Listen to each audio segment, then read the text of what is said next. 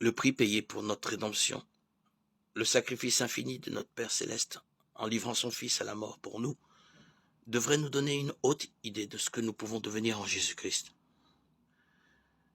Quand il est donné à Jean, l'apôtre inspiré, de contempler la hauteur, la profondeur, la largeur de l'amour du Père envers l'humanité perdue, il est si rempli de sentiments d'adoration et de respect que, dans l'impuissance où il se trouve d'exprimer l'intensité et la tendresse de cet amour, il s'écrie « Voyez quel amour le Père nous a témoigné, pour que nous soyons appelés enfants de Dieu. » 1 Jean 3, 1.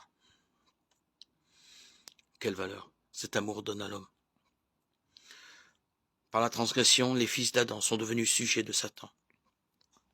Par la foi au sacrifice expiatoire du Christ, ils peuvent devenir fils de Dieu. En revêtant la nature humaine, Jésus-Christ élève l'humanité. Il place l'homme déchu dans une condition où il peut devenir réellement digne du nom d'enfant de Dieu. Enfant du roi céleste. Précieuse promesse. Thème inépuisable de méditation. Amour insondable de Dieu pour un monde qui ne l'aimait pas. Un tel amour est sans exemple. Il surpasse celui d'une mère pour son enfant égaré. Sa contemplation subjugue l'âme et rend les pensées captives de la volonté divine. Plus nous étudions le caractère de Dieu à la lumière de la croix, plus nous y découvrons de clémence et de tendresse.